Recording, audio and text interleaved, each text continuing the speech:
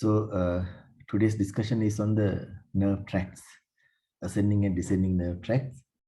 You know that the brain controls the opposite side of the body. Now you have the left and right cerebral hemispheres. Right cerebral hemisphere controls the left side of the body, and the left cerebral hemisphere controls the right side of the body.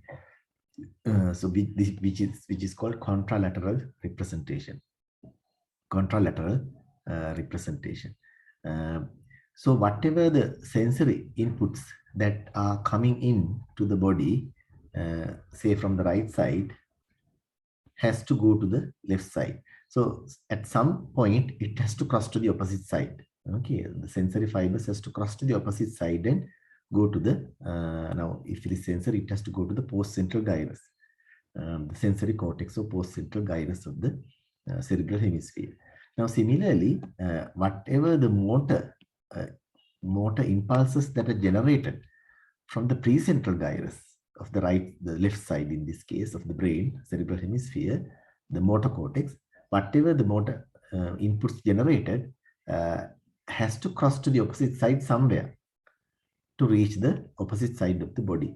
So whether it's sensory or motor, there has to be crossing to the opposite side. Now that is one point that you need to remember when it comes to the higher centers, cerebral level controls.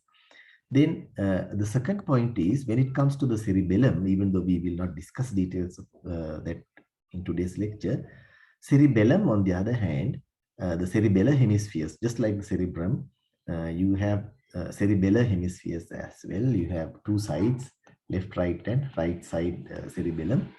There the control is not contralateral. Right cerebellar hemisphere controls the right side of the body, and the left cerebellar hemisphere controls the left side of the body. When I say control, it's the coordination mainly. So that is not contralateral, that is ipsilateral representation. Okay, ipsilateral means the same side.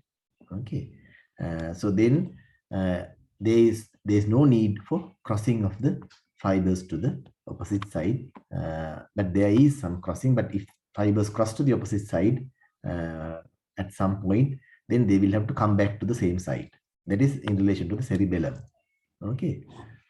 So with that, we will start the discussion. Now, first we will take, if we take sensory, now, okay, now we will maintain this this basic structure of the slide in all the slides. Otherwise, it's confusing. First, I should arrange it somewhere. Okay, then now we will take this as the right side and this as the left side. Okay, of the body. Okay, then this is the right side of the brain, and this is the left side of the brain. And here in this case, you can see, and this is medulla. This is medulla. I am showing you the medulla instead of showing you the brain stem, because certain crossings happen at the medulla. So it's less confusing if you just put medulla. But most of the time, the medulla represents the brain stem. Okay, the fiber tracts passing through the brain stem are shown as passing through the medulla, but I put it for a reason. Then you have the spinal cord here. Okay, and you have a cross section of the spinal cord to make things much more clear to you. So with that, we will try to start the explanation. Now, if you have sensory organs or sensory receptors starting from the left side of the body, as you can see here, starting from the left side of the body, the nerve fibers, in this case, they are axons. Okay, because these are long nerve fibers, they are called axons. They enter the spinal cord through the posterior nerve root. First, they enter the spinal nerve, then from that, they will go into the posterior nerve root, which we have discussed. Then they enter the posterior horn of the gray matter here, posterior horn. And in this case, you can see they cross at the same level to the opposite side. Okay, at the same spinal segment level where it enters, the sensory inputs where it enters, crosses to the opposite side and ascend on the opposite side, right up to the destination, the postcentral gyrus, sensory cortex. Okay, so that's very simple. That's one one way of nerve impulses going up. Then the second example, again, the sensory receptor organ is on the left side. The sensory nerves enter the posterior nerve, posterior horn of gray matter, and it does not cross there. It's on the same side still. In the previous case, it crossed at the same level. Here, it does not cross at the spinal cord level. It ascends on the same side, that is the left side, still on the left side, not crossed. Then at the medulla, it crosses to the opposite side.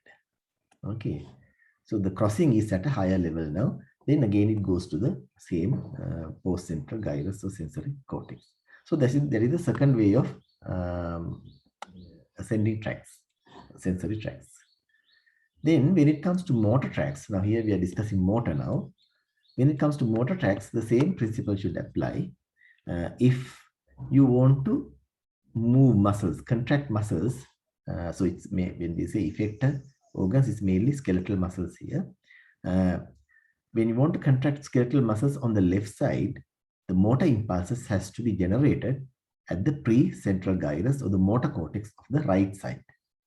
So the one method of sending the impulses to the left side is for them to cross at the level of the medulla and cross to the opposite side. Then they descend on the side it is going to supply, the left side in this case.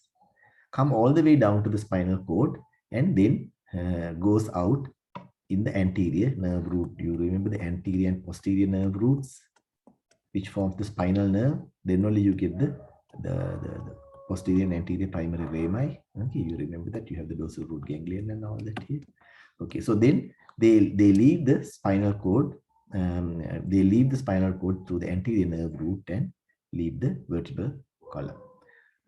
So that is one way of arranging these fibers. Then the other method is it does not cross to the opposite side. It starts from the right side of the motor cortex, right motor cortex, descends down on the same side. It has to go to the left side, but it comes down on the right side all the way to the respective spinal segment. Now, this is the spinal segment in question here. Now, I will give you an example.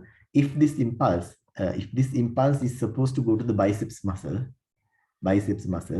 since you know that the biceps is supplied by C5 and C6. Okay, so we'll take it as C5. This respective spinal segment means C5 there. Okay, so the nerve impulses that are coming from the motor cortex to contract the biceps muscle will come all the way down till the fifth cervical spinal segment. Then it will cross to the opposite side again at the respective spinal segment level. Okay, and come out through the anterior nerve root as in the previous case and supply the muscle. Okay, so this is the second arrangement of motor fibers. Now, if you went through these 4 or 5 slides, you will realize that it's the same thing that is happening, whether it's sensory or motor.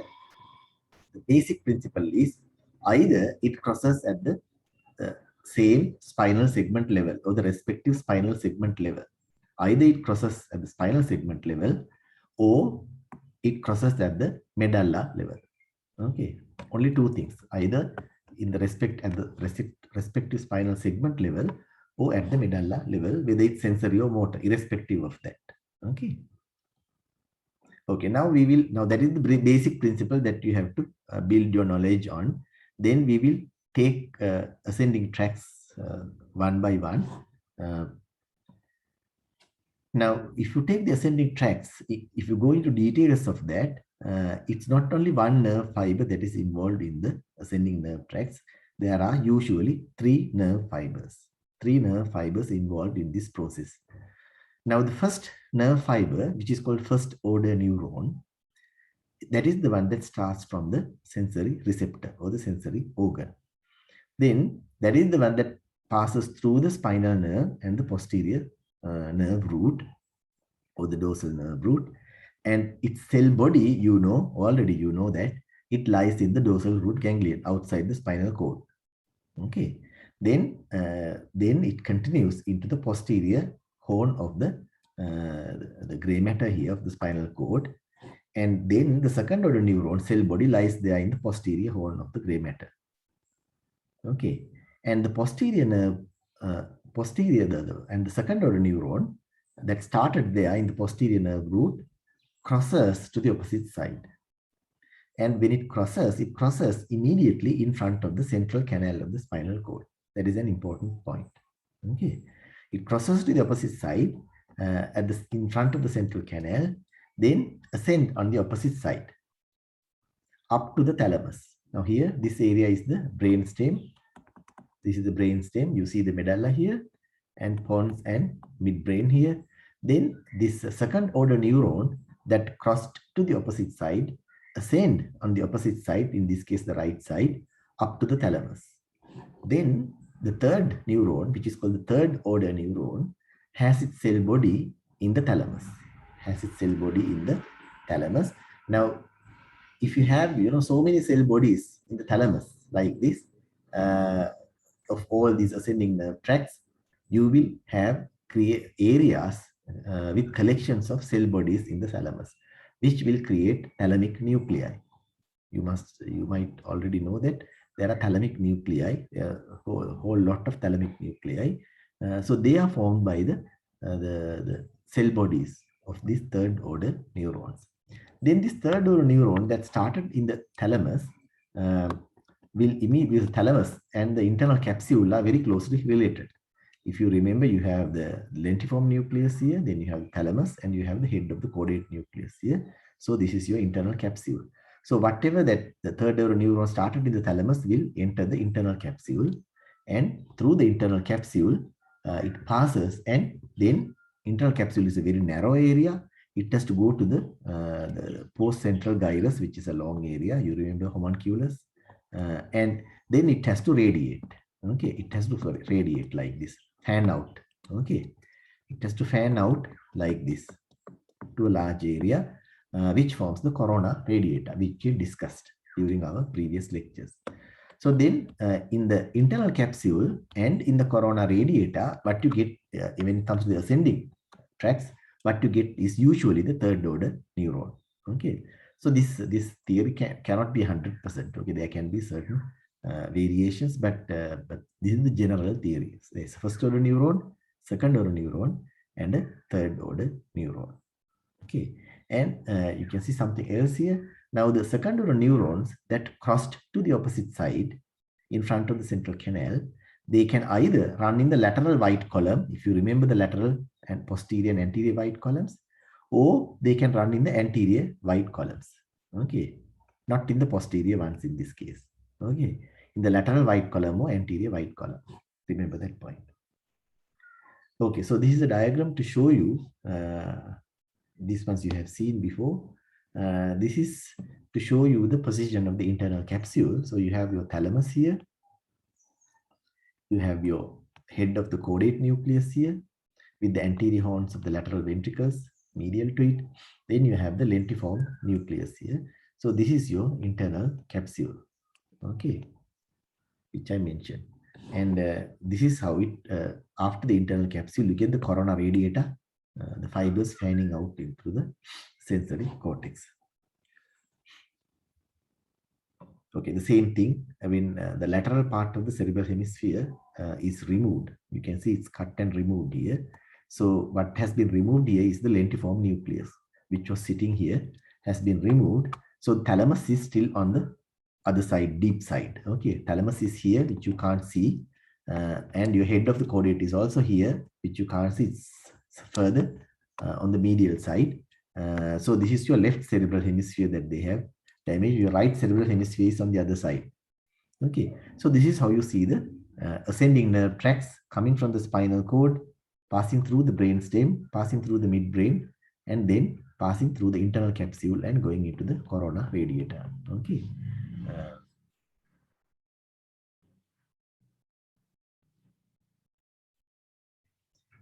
Then the second method is for the first order neuron to enter the spinal cord. Just like in the previous case, you get the first order neuron, this one, having the cell body in the dorsal root ganglion, entering the posterior horn, not crossing, the same first order neuron ascends on the same side up to the medulla,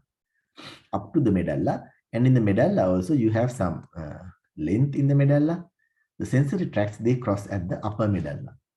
Okay, motor tracts you will see later, they cross at the lower medulla. So here you can see in this diagram here on the left, on the right side, the sensory tracts cross at the upper medulla.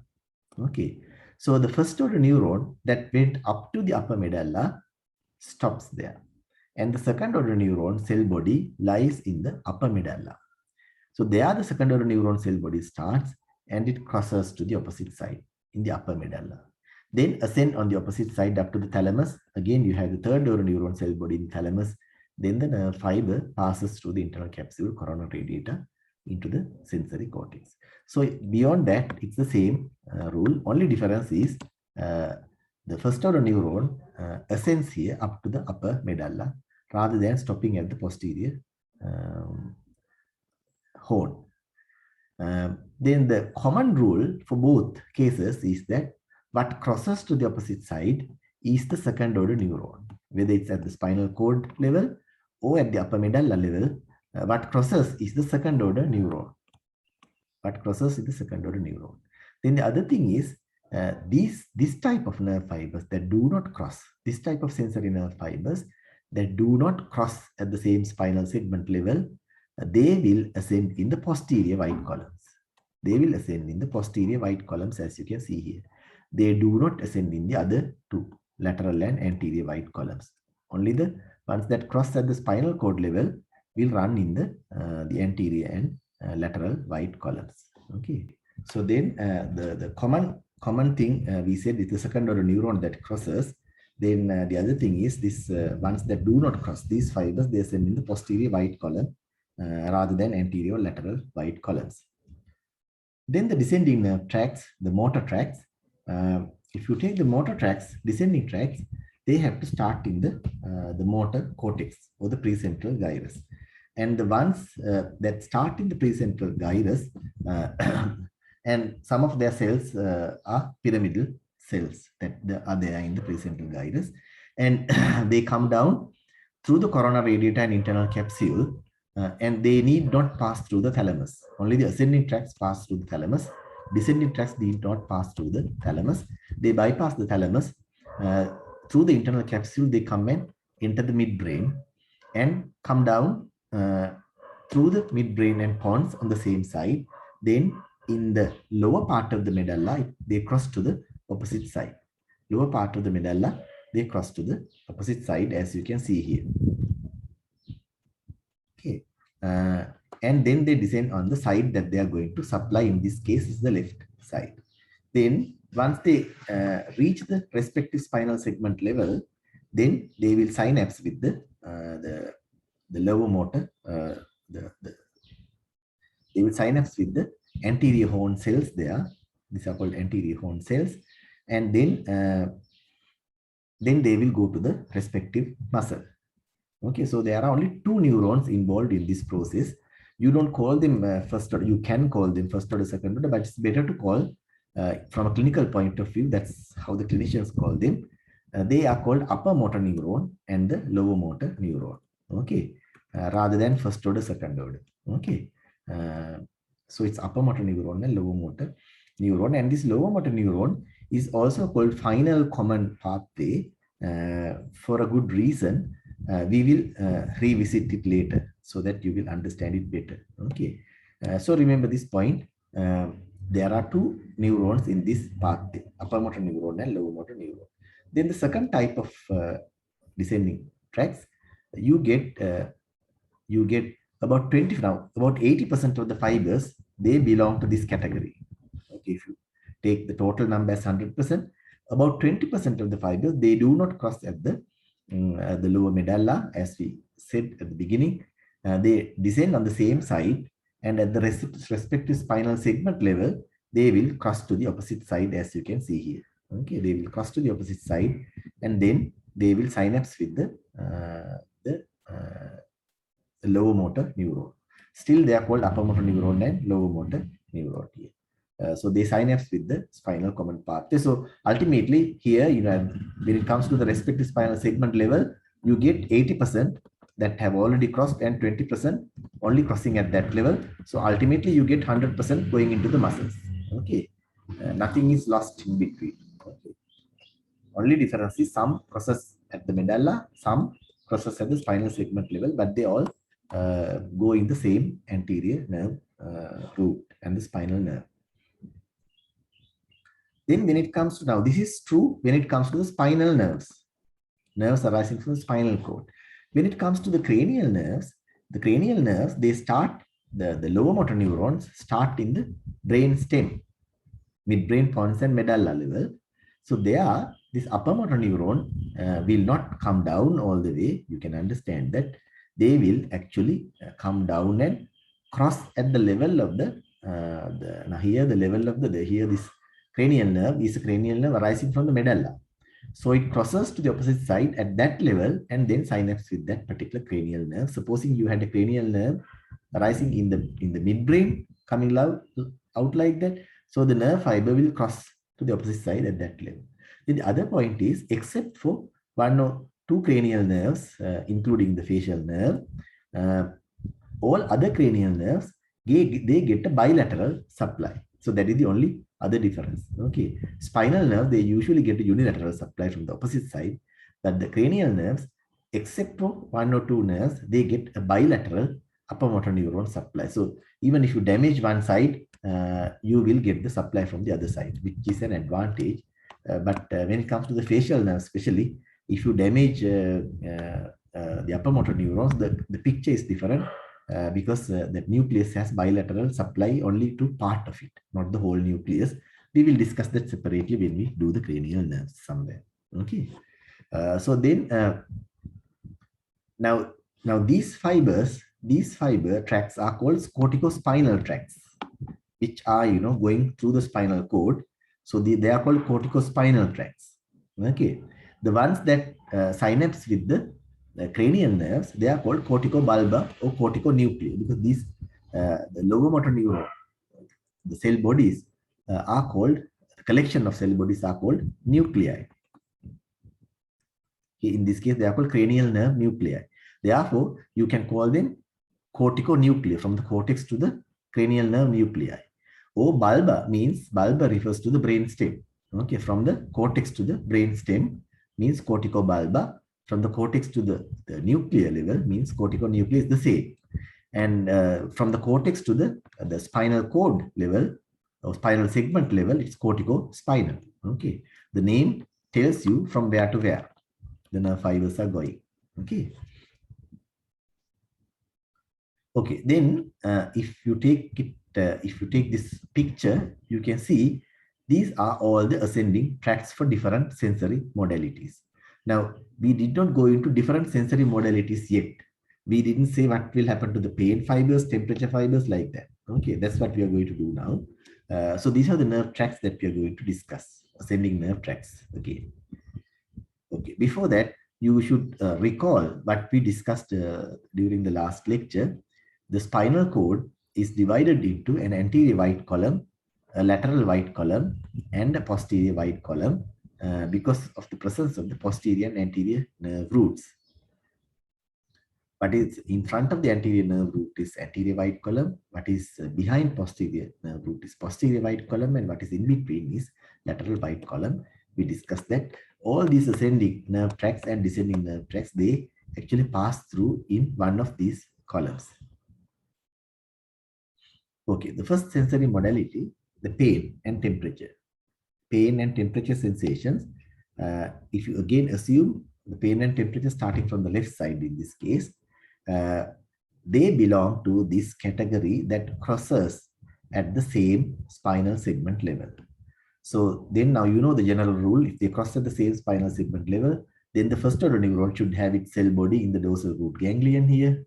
They enter through the posterior nerve root, having the dorsal root ganglion there, the cell, the nerve stops in the posterior horn, and the second order neuron cell body will be there in the posterior horn, and the fibers will cross immediately in front of the central canal of the spinal cord, and then this is the nerve tract that they ascend.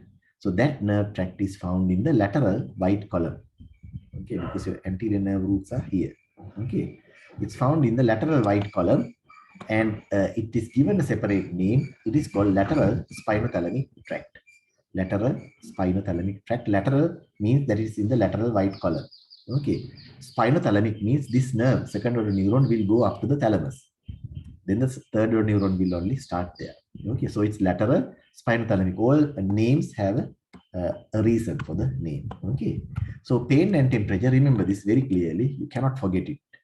If you are going to practice in future as a doctor, you cannot forget it, because otherwise you cannot do neurological examinations. Okay, so then pain and temperature, remember, it ascends in the lateral spinothalamic tracts after crossing to the opposite side. Started from the left side.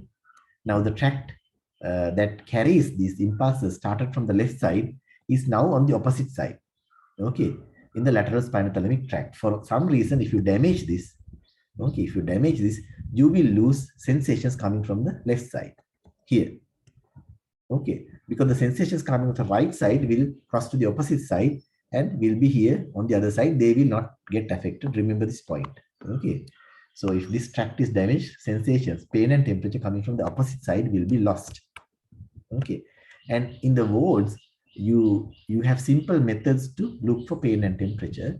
Now, to look for temperature, you have to have a test tube filled with water, hot water, so that you will not damage the person. You can't, have metals or things like that, hot metals to check it, because you can damage the skin. So the best, safest method is a test tube with hot water, but it's very difficult to find these things in wards. So you, rather than checking for temperature, practically what they do is they look for pain. Okay, so whatever the findings you get for pain, you know that if you check for temperature, you will get the same, because they go together. Okay, so pain is checked usually using a toothpick, a wooden toothpick, because again the damage, you will not cause damage, you will only cause pain. So there are very sharp toothpicks which are wooden toothpicks, but again for the easiness, doctors use needles in the wards, but it is not recommended, because needles are very sharp, they can damage the skin. Okay, use a toothpick which is safe. So then you can look for pain and temperature like that. Okay, then crude touch and pressure. Crude touch and pressure. Crude touch means, rough touch. It's not very fine. Okay, and pressure, if you press like this, then it's not touch, it's pressure that you get. Okay, that also belongs to the same category, the category that crosses to the opposite side in front of the central canal. But the only difference is they ascend in the lateral, in the anterior white column. Therefore, the tract is called anterior spinothalamic tract. Previous one was lateral spinothalamic tract. This one is anterior spinothalamic tract. That is for crude touch and pressure. Now, I should tell you that usually it is not checked very much in the wards. Okay, crude touch and pressure. People look for pain and temperature, but not for crude touch and pressure. But if you want, you can check for it. Okay. Okay, then both of them, pain and temperature, crude touch and pressure. One going in the lateral spinothalamic tract, other one in the anterior spinothalamic tract. They belong to this category that we have already discussed, which crosses to the opposite side at the same spinal segment level that you know now. Then the other important sensations, the set of sensations, are fine touch, vibration, conscious muscle and joint sense. Now, fine touch means very, you can call it discriminative touch also. It's a very light touch. Okay, you can call it light touch also if you want, I think. But the fine touch is the best term, I think, to avoid confusions. So the best way to look for fine touch is using a pointed cotton wool, because cotton wool, they will not cause crude touch or pressure. Okay, that's how you check in the wards for fine touch or discriminative touch. Then vibration, you have to check with the tuning fork. Okay, you know the tuning forks, those of you who play guitars and all. Tuning fork is something like this. You hit this end against your palm or hard surface and put this end on a bony point in the body, either medial or lateral malleoli or the forehead or wherever. But usually if you look for nerves, you look for bony points in the muscles. So you vibrate this and put this end on a bony point, then you feel the vibrations. Okay, so that is vibration sense. Then conscious muscle and joint sense means if I ask you to close your eyes and say if I move your fingers, if I ask you to close your eyes, put you on a bed and get you to close your eyes and move your finger without your knowledge. You extend it, flex it, and then I ask whether it's extended or flexed. Then actually you can, without seeing it, you can say, I hold the finger from both sides. Otherwise, you will get the pressure. Okay, then if I change the position of the finger and ask you, you will be able to tell me whether it's flexed or extended. That is because of your joint sensations. Okay, joint sensations, sensory nerve supply, joints. And similarly, if you close your eyes and if you contract a muscle, then you can, to some extent, you can say the extent the muscle is contracted, whether it's half contracted or fully contracted. So that is conscious muscle and joint sense. All these sensations, fine touch, vibration, conscious joint and muscle sensations, they go in the posterior white column. They go in the posterior white column, and they belong to this category that does not cross to the opposite side until they reach the upper medulla. Okay, so they go in the posterior white column and they belong to that category I mentioned. Then the other point here is now the posterior white columns, the fibers that come from the lower limbs, lower down in the body, they will go to the end here and ascend like that. Okay, so you have your septum here, go right up to the septum and ascend there. Then the fibers that come later, trunk and body, then they go in like this, so that the fibers will not have to cross each other. Okay, so they go very nicely like this. Okay, like this without crossing to the other side like that. Okay, so this will actually greatly reduce the size of the spinal cord. Because of this arrangement, the fibers coming from the lower extremities, they form what is called, these are called fasciculi. These are bundles of fibers. They are called fasciculi. So the ones that coming from the lower limb and lower part of the body, they form fasciculus gracilis or gracile fasciculus. Okay, and the fibers that come from the upper limb and upper part of the trunk will form a cuneate, fasciculus cuneatus, so cuneate fasciculus. Okay, so you have these two fasciculi. Even if you forget that, remember that these sensory modalities, they ascend in the posterior white column. Okay, these are other terms that you use for fine touch, light touch, and discriminative touch. Okay.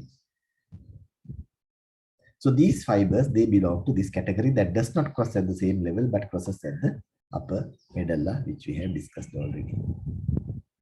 Then about spinocerebellar tracts that are not going into the thalamus or the cortical level, but going into the cerebellum, because cerebellum also needs information for its coordination. Okay, so whatever the nerve, ascending nerve tracts, sensory nerve tracts, especially, those are coming from the muscles and joints, because then only the cerebellum can control the action of muscles on joints. So these sensations will go to the cerebellum in several ways. Now, one type is that they cross to the opposite side. They cross to the opposite side and ascend in anterior spinocerebellar tracts. Anterior spinocerebellar tracts. And the other thing is they do not cross. The ones that do not cross ascend either in the posterior spinocerebellar tracts or in the anterior spinocerebellar tracts. So if you look at it from a different angle, if you look for posterior spinocerebellar tracts, you get all uncrossed fibers. If you look for anterior spinocerebellar tracts, on the other hand, you get fibers, crossed ones, this is the example, or uncrossed one. Because for this one also, you will get fibers coming from the opposite side. So anterior spinocerebellar tracts have both crossed and uncrossed fibers. This is not a very significant thing that you have to remember, because because it's not like the other nerve tracts. Even if you damage this one, you will still get impulses going through these. Okay, so damaging one side will not create problems. That's an advantage. But the issue here is, I said the cerebellum, the cerebellar hemispheres, they control the ipsilateral side of the body, so the fibers need not cross to the opposite side. Okay, so this crossing is not very effective at this stage, because they will have to come back to the same side again, to the same cerebellar hemisphere. But as far as the injuries are concerned, that will actually prevent total loss of sensations, because some fibers cross to the opposite side and ascend. It's an advantage there. So whatever that crosses to the opposite side, if the sensation started from the left side, whatever that crossed to the opposite side will have to come back to the same side. You can see they cross back again to the same side. Okay, and minor point here, ones that do not cross, ascend on the same side here, they will actually enter the cerebellum through the inferior cerebellar peduncle. There are 3 cerebellar peduncles. You have not learned it. Inferior, middle, and superior, middle, and inferior cerebellar peduncles. So the ones that do not cross, they will enter the cerebellum through the inferior cerebellar peduncle. Ones that cross to the opposite side and crossed back, they will cross back and enter the cerebellum through the superior cerebellar peduncle, which is a minor point, not a very major point. Okay. Okay, then these are all the ascending nerve tracts. If you consider the left side of the body, I will summarize. Your pain and temperature will go in the lateral spinothalamic tracts. Your crude touch and pressure will go in the anterior spinothalamic tracts on the opposite side. Okay, and your fine touch, vibration, joint and muscle position sense will go through the posterior white columns. Okay, there is no separate name for it. You just call it posterior white columns. And then the spinocerebellar tracts, they will go in either anterior or posterior spinocerebellar tracts. Okay, so these ones can get damaged if there is an issue in this area. Remember that point. If you damage to the lateral white columns, these ones can get damaged. If you damage to the anterior white columns, these can get damaged. If you damage to the posterior white columns, these can get damaged. Okay, or if you damage to one side of the spinal cord, one whole side, which is called hemisection of the spinal cord. Say if you damage to this whole side, then you will get fine touch, vibration, and those sensations from the same side, left side, and pain and temperature that came from the opposite side, because you have pain and temperature, lateral and anterior spinothalamic tracts on this side also. So ones that cross to this side will be damaged, and here ones that did not cross will be damaged. It will not have effect on the spinocerebellar tracts, because there are tracts going on both sides. I think you can understand this. Then the descending tracts or motor tracts. Descending or motor tracts. There are 2 types of nerve tracts, descending nerve tracts. This is called lateral corticospinal tracts. I said they are called corticospinal tracts because they're coming from the cortex to the spinal cord level. Here we are referring to spinal nerves. Okay, these are called corticospinal tracts, and these are called lateral corticospinal tracts, and these are called anterior corticospinal tracts. Lateral and anterior corticospinal tracts. By now you know that these should be the ones that that crossed to the opposite side, like this. Okay, so this is the example. Lateral corticospinal tracts, they are the ones that crossed at the lower medulla. So ones that crossed at the lower medulla, when they pass through the spinal cord down, they are called lateral corticospinal tracts. So on the left side, if you get the lateral corticospinal tract on the left side, that actually has started from the right motor cortex and already crossed to the left side at the medulla level. Okay, simple. Then this category, this one is called anterior corticospinal tract, and that is the ones that do not cross to the opposite side. They come down all the way through the anterior corticospinal tracts on the side that it originates. That in this case, the right side, they come down all the way in the anterior white columns here, as you can see here. Then at the respective spinal segment level, it crosses to the opposite side and go to the left side together with the lateral corticospinal fibers coming through the lateral corticospinal tracts. I think it's clear to you. Okay. Then the other point is, other than these lateral corticospinal and anterior corticospinal tracts, there are several other tracts. Now these tracts, anterior and lateral corticospinal tracts, they are called pyramidal tracts. Pyramidal tracts, one reason could be that they start from pyramidal cells most of the time. And the other thing is, if you look at the medulla, there is what is called pyramid in the medulla and olive here. They go through the pyramids of the medulla. Okay. For both reasons, you can call them pyramidal tracts. So anterior and lateral ones are called pyramidal tracts. Then all these other tracts, they are called extrapyramidal tracts. Now, where do they start? Now, they do not start at the cortex level. They start at lower levels. Now, this rubrospinal tract, for instance, starts from the midbrain. In the midbrain, you have what is called a red nucleus. Rubro means red. Has a nucleus called red nucleus. This rubrospinal tract starts from the red nucleus and comes down very close to the lateral corticospinal tract here. You can see here. This is the lateral one. This is the rubrospinal tract starting from the red nucleus from the midbrain. Then this olivospinal tract starts from the olivary nucleus in the medulla. Then the vestibulospinal started from the pons and medulla. You have vestibular nuclei. From them you get the vestibulospinal tract starting. Then the tectospinal again starts from the midbrain. So all these tracts are together called extrapyramidal tracts. Lateral and anterior corticospinal ones, these two are called pyramidal tracts. Okay. Now these extrapyramidal tracts, now the pyramidal tracts, we already know that they synapse with the lower motor neuron here. Now all these extrapyramidal tracts also synapse with the same lower motor neurons. This is the reason why you call this final common pathway, because whether it's pyramidal fibers or extrapyramidal fibers, ultimately they all pass through this the lower motor neurons. Okay. So depending on whether you damage the pyramidal tracts or whether you damage the extrapyramidal tracts, whether you damage these extrapyramidal tracts, you will get different changes in the response of the muscles, because the pyramidal and extrapyramidal tracts has different effects on the lower motor neuron here. If this gives a plus, this gives a minus. Something like that, you will learn it in physiology. Okay. So based on that, the muscle tone, the reflexes, things can change. Okay, based on the inputs they get. So this is what we just completed. So if you look at the neuroanatomy book, you get all these nerve tracts. So this actually I followed this Richard Snell neuroanatomy book. Now that one has all these nerve tracts.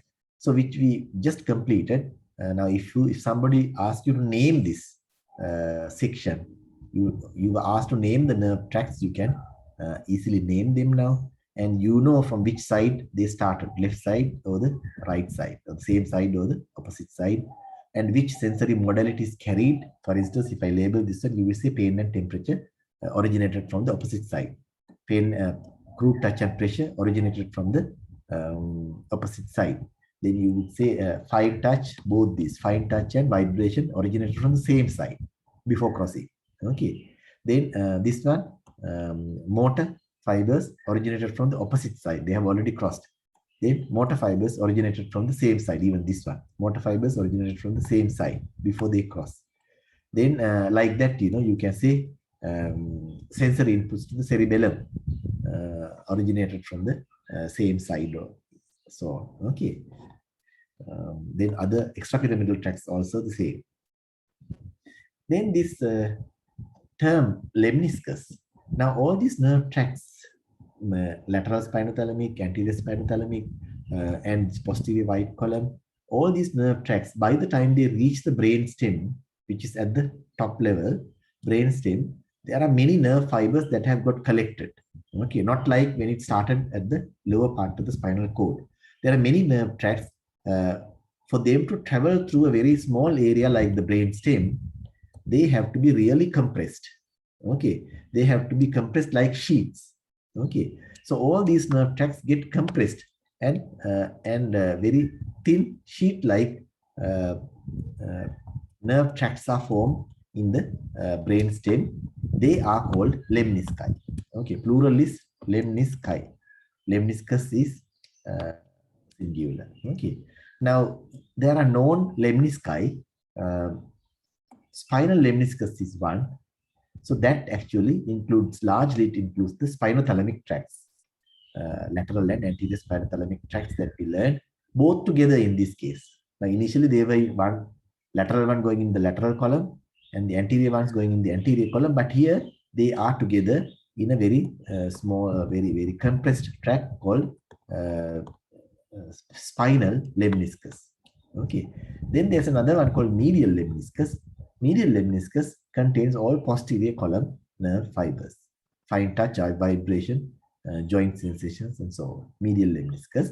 Then there's a lateral lemniscus also. Lateral lemniscus actually contains fibers from the auditory pathway. Okay, don't get confused between the spinal lemniscus and lateral lemniscus. Even though you call the tracts spinothalamic tracts, they are the lateral spinothalamic tract and anterior spinothalamic tract. They are not called lateral lemniscus. Okay, they are called spinal lemniscus. Okay, spinothalamic, spinal lemniscus. Okay. Now, this is how you understand this. Now, you see two diagrams here. Now, this one in yellow color, sorry, this one in yellow color represents the medulla. Okay, medulla or brainstem. This is medulla. So then that is one thing. Then the other thing is you see sensory and motor here. Now sensory and motor here. Now there are two diagrams of medulla showing sensory nerve tracts in one and motor nerve tracts in the other one. Now why I have done that is that if I put them together in one diagram, then it's very difficult to understand it. But in your mind, when you analyze this, you have to have both diagrams overlapping each other. So you have to have in your mind only one diagram. Okay. So for the easiness, we have done two diagrams. Now, if I do a damage here, then that is directly applicable to here also. Okay, because it's the same diagram that I have separated out as sensory and motor. Now here, if you look at this one, green lines, the sensory ones, now you see the right and left side. So this side is the left side. Okay, always go by left and right here, otherwise it's confusing. Okay, now these green lines, therefore, represent, what do you think? Now just think what sensory modality is represented by them. I said crude touch and pressure, we don't check in the boards usually. So the ones that usually checked are the pain and temperature. Okay, so what can you say about this pain and temperature? These are the fibers that cross at the same spinal segment level before they ascend. Okay, so if you find in the spinal cord or in the brain stem fibers, ascending fibers, pain and temperature ascending fibers on the right side, that means they have actually started from the left side and crossed at the spinal segment level, and now they are traveling on the opposite side up to the thalamus here. Okay, so that is one thing that you need to remember here. So the ones that are going on this side have originated from this side. Ones that are going on that side have originated from this side, opposite side. Okay, so you can apply this right and left to this thing. Then the ones that are crossing here at the upper medulla are the posterior white column fibers, which are the pain, which are the fine touch, vibration, joint position sensations, and all that. Okay, so here then, therefore, these fibers that are blue here, they have originated from the right side of the body, and they are still going on the right side, and here only they are crossing to the left side. Okay, so if you sample these fibers, pain and temperature from the left side, this one, fine touch, vibration, and so on from the right side. It's not from the same side fibers. Okay, crossed ones and uncrossed ones. Then if you, on the other hand, if you check them here, sample them here, what will you see?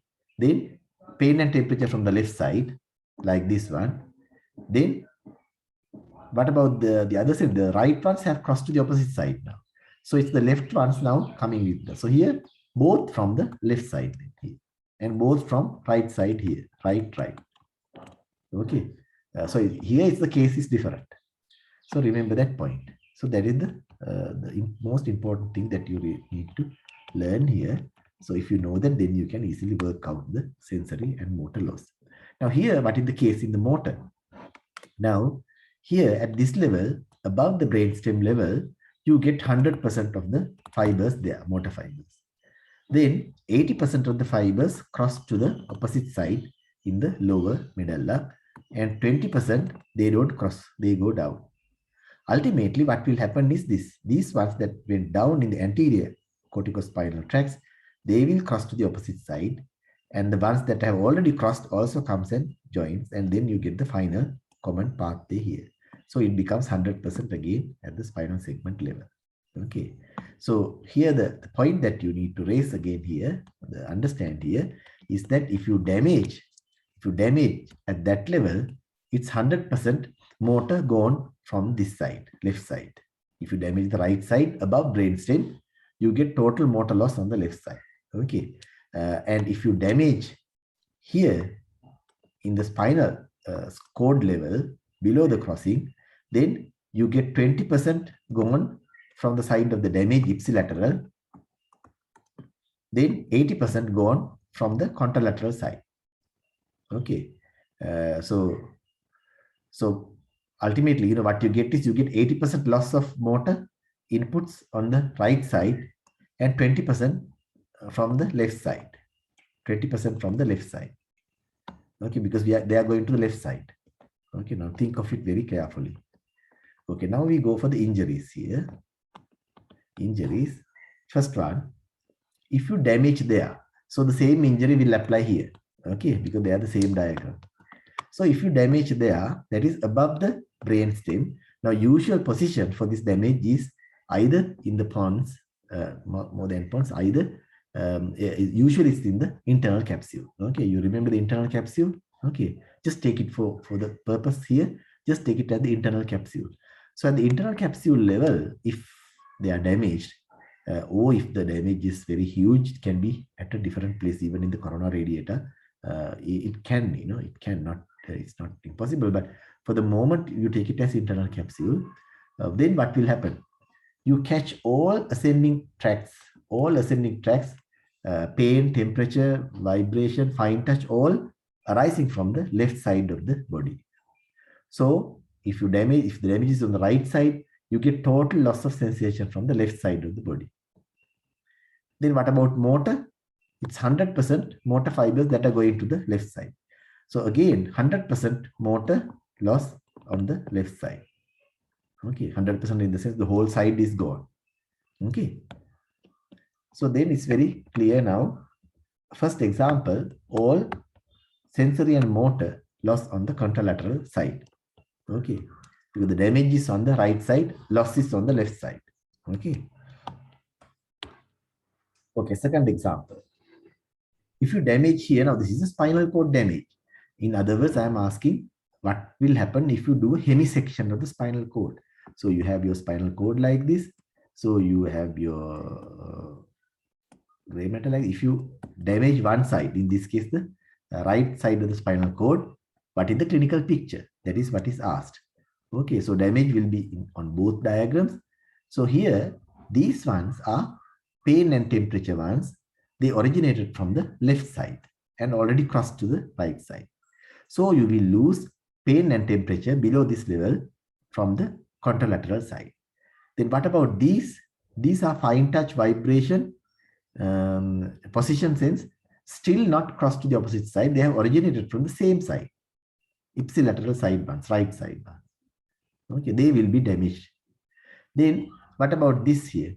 Now then you will damage 20% of the fibers that are going to go to the opposite side. Now if you damage on the right side, fibers that are going into the left side, about 20% are damaged. Then 80% of the fibers that are going to come to the muscles of the same side, the ipsilateral side, are damaged. So that will have the effect, actually not this one. Okay, because always when you look for muscle power and all to check for motor functions, you compare the two sides, left side and right side. Now here only 20% go on.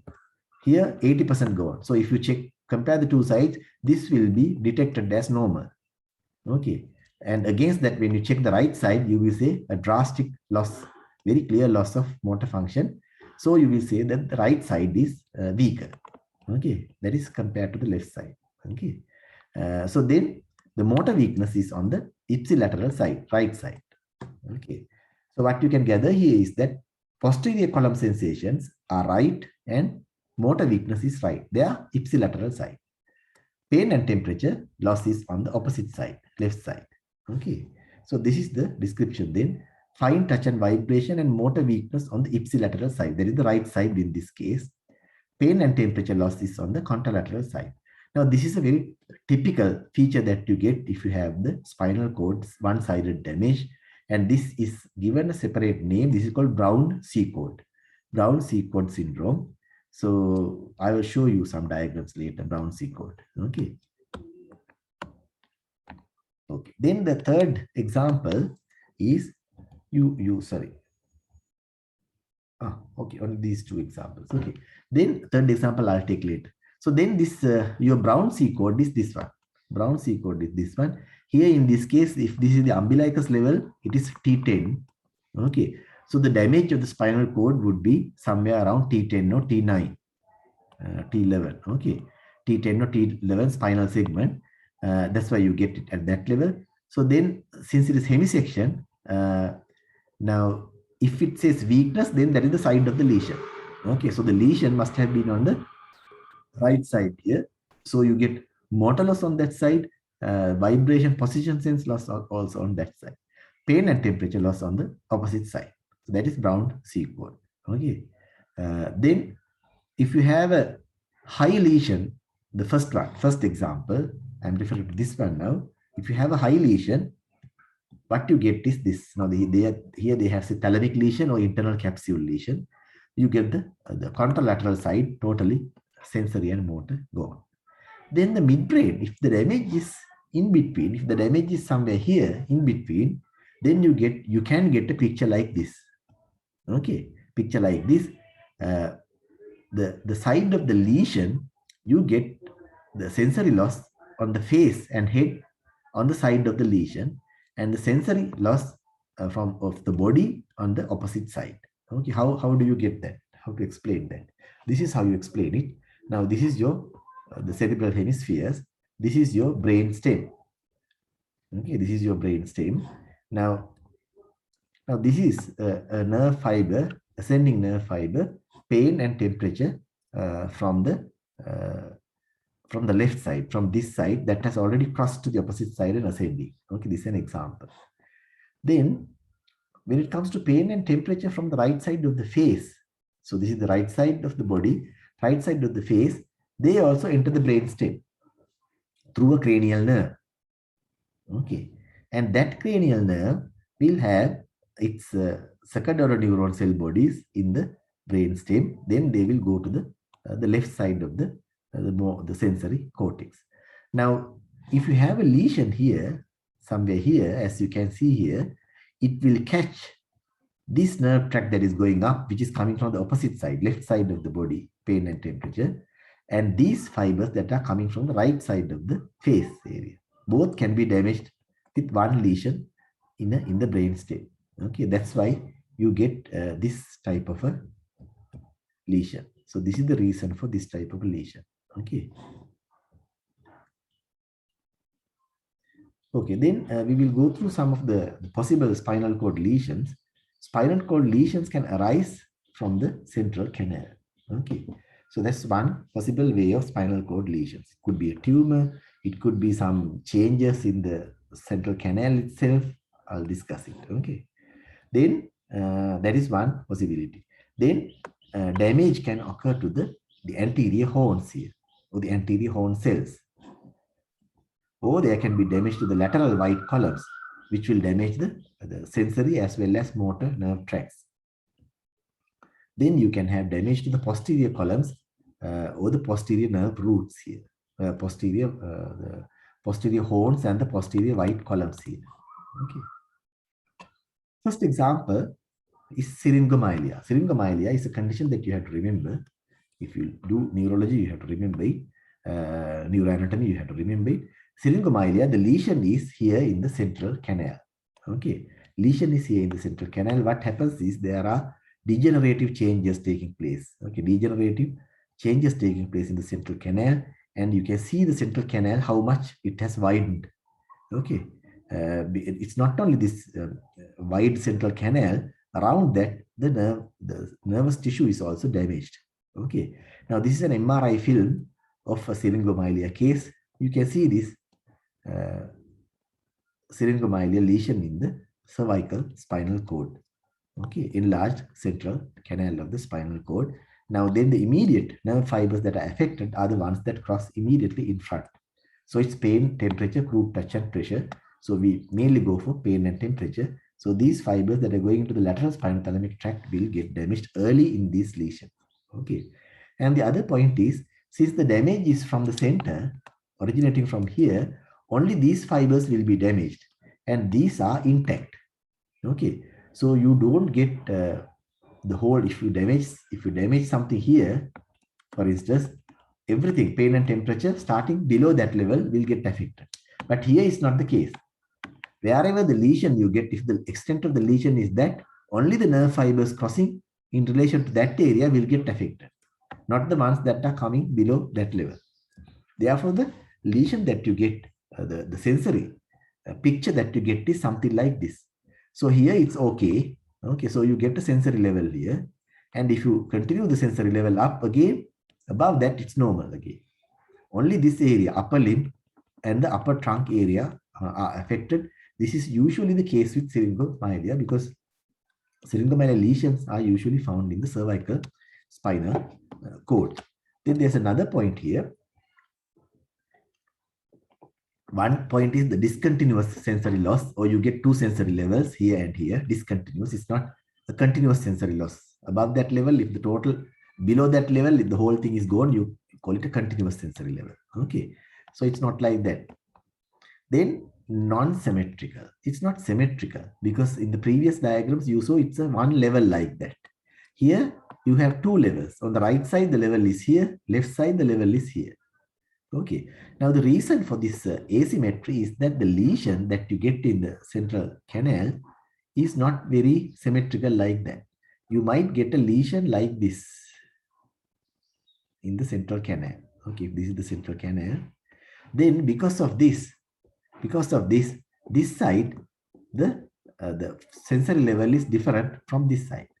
Okay, it's as simple as that. Okay.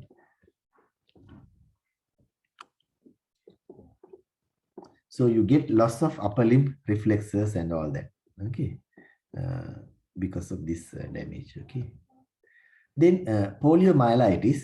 In poliomyelitis, what happens is then the poliovirus damages the anterior horn cells of the spinal cord. Okay. Now we have said that the anterior horn cells, they are the final common pathway. So whether it's pyramidal or extrapyramidal, they ultimately, whether they are crossed or not crossed, ultimately they come into this anterior horn cells. So if it is damaged, and even the reflexes that we did not discuss, if it's a reflex activity, it doesn't go up to the brain, you get the sensory neuron coming in, then you have the interneuron connecting up again with the final common pathway. So all pyramidal and extrapyramidal tracts as well as your reflex pathways, reflex arcs are damaged. So the muscles do not get any motor input at all. No motor input at all. So you can see in this girl, only the bones are left. Okay, muscles are all atrophied and gone. Okay, all atrophied and gone. That is the case with the poliomyelitis. Then this tabes dorsalis, this is a neurosyphilis, which is very rare now. Neurosyphilis, when you get syphilis and not treated for many years, after that you get cardiovascular and neurological effects of syphilis. So this is a spinal cord of a case with the neurosyphilis. So you can see the posterior horns of the spinal cord as well as the posterior white columns are damaged here. So because of this, you get various symptoms and signs. So there's demyelination of dorsal nerve roots because of this degenerative changes due to the spirochete.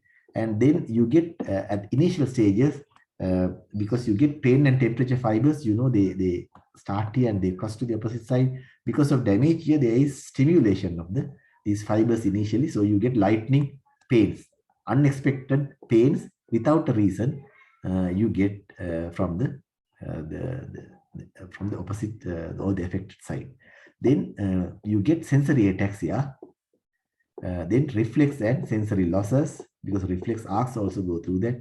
Then muscle wasting and Charcot joints are, if you have loss of sensations to a joint for a long period of time, then that joint undergoes degenerative changes. It's a complicated business. Okay.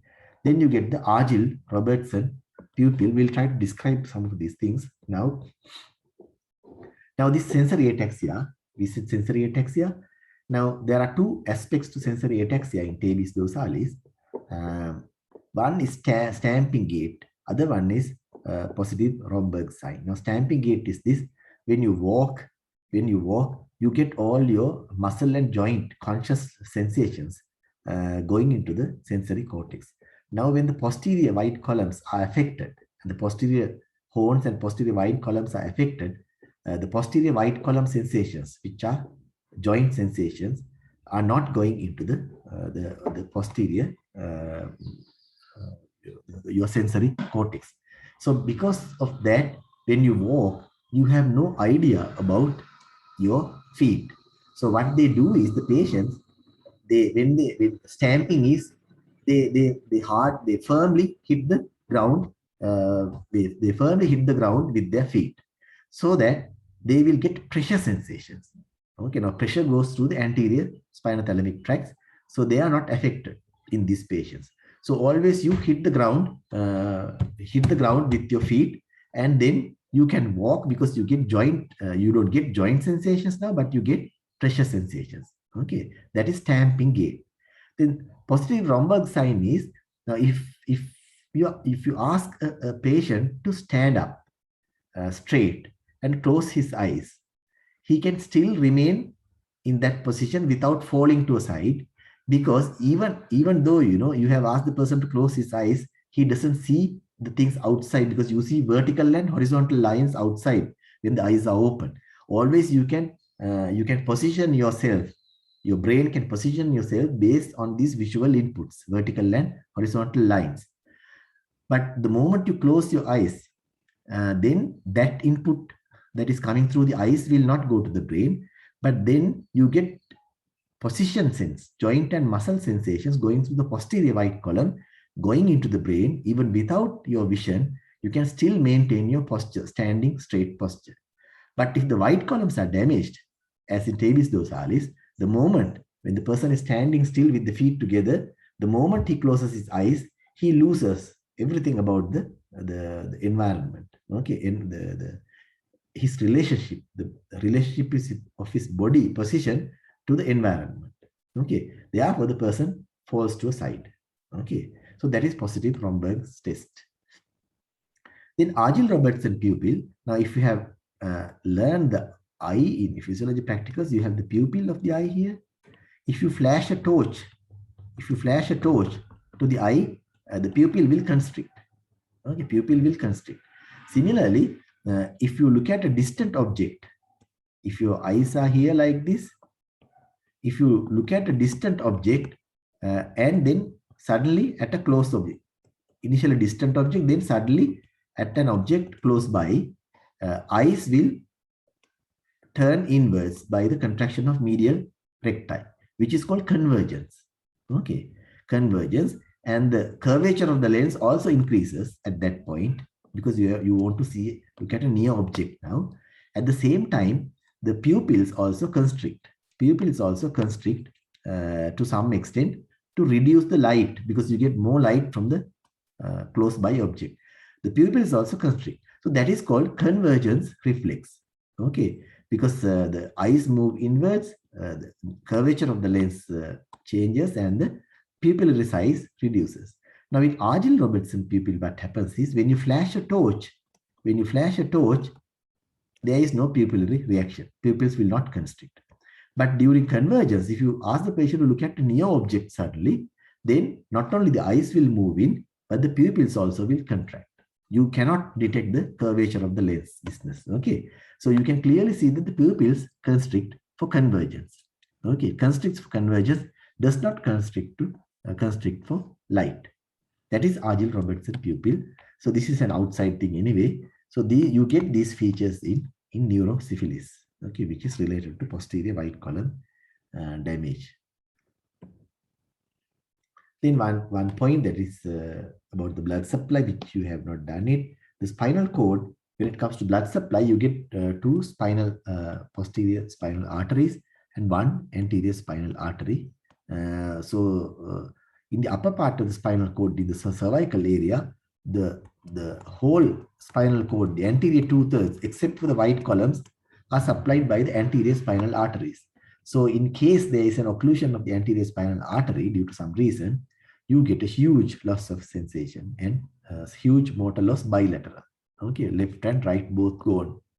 If anterior spinal artery gone, but this doesn't happen very often because it has to be only the upper part of the cervical spinal cord. Below that level, you get a lot of blood vessels starting from the aorta branches coming in, anastomosing with the anterior spinal artery. Even if you block the anterior spinal artery in the lower part of the cervical spinal cord or the thoracic region, you don't get much effect. Okay, but only in upper part of the cervical spinal cord you get it. So you lose vibration position sense, except vibration position sense, which is the posterior column.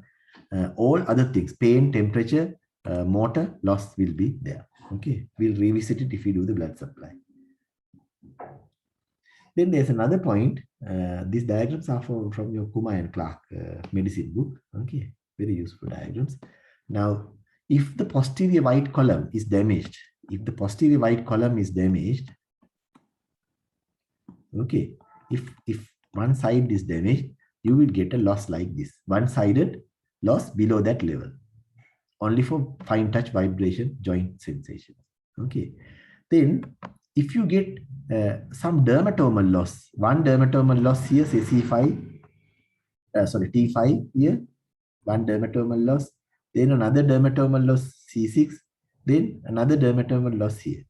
Now, you cannot explain this with damage to nerve tracts. Okay, this is due to damage to nerve roots. Maybe compression or whatever. Okay, this nerve root damage.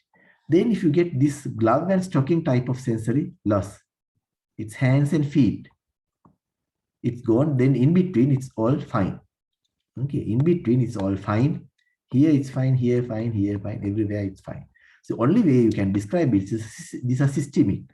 Overall lesions in the system, they are systemic lesions which affect the peripheral nerves. You get these small nerve branches, peripheral nerve branches, so they are affected here. Now, one good example is Guillain-Barré syndrome. Okay, Guillain-Barré syndrome causes peripheral neuropathy like this. Then the other one is long-standing diabetes. Again, you get glove and stocking type of sensory loss.